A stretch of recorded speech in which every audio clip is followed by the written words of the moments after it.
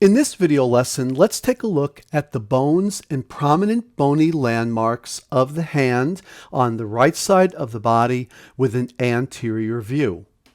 First, for context, proximal is up here, distal is down here, the thumb is on the lateral, or we could say radial side, and the little finger is on the medial, or we could say ulnar side. We see the distal ends of the radius here and the ulna here.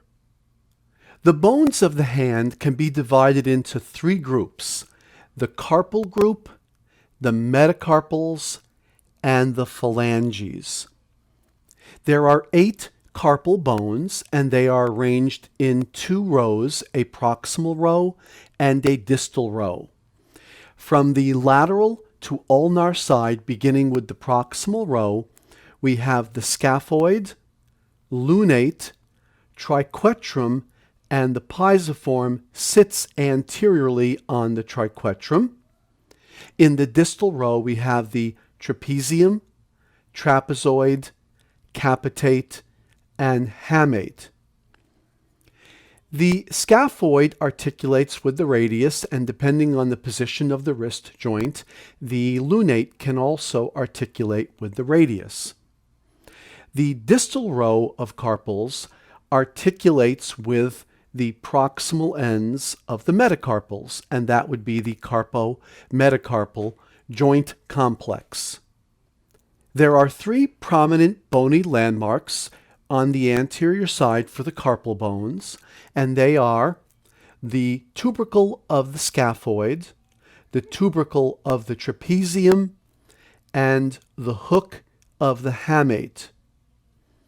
There is a fibrous membrane called the flexor retinaculum, or transverse carpal ligament, that encloses the carpal tunnel and attaches from the lateral side onto the tubercles of the scaphoid and trapezium, running over to the medial side to attach onto the pisiform and hook of the hamate. There are 5 metacarpals.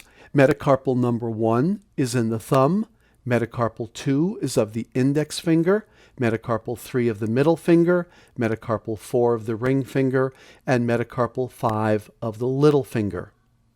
Metacarpals are long bones, and each of these metacarpals has a proximal expanded end known as a base and a distal expanded end known as a head, and the shaft or body of the bone is between the 2 expanded ends. Then we have phalanges. The thumb has 2 phalanges within it, a proximal phalanx and a distal phalanx. The word phalanx is singular for the word phalanges, which is plural. So there are 2 phalanges in the thumb, a proximal phalanx and a distal phalanx, and these are also long bones and have a proximal base, a distal head, as well as the shaft between. There are 3 phalanges in each of the other fingers. For example, looking at the index finger, we have a proximal phalanx, a middle phalanx, and a distal phalanx. And similarly, we have the proximal phalanges, middle phalanges, and distal phalanges, also for fingers 3, 4, and 5, the middle, ring, and little fingers.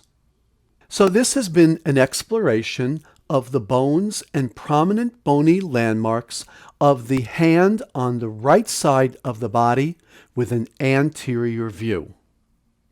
Now that we've reviewed the carpal bones and their prominent bony landmarks, let's quiz ourselves. Pause the screen and see how many of the carpal bones you can name. And now pause the screen and see how many of the prominent bony landmarks you can name.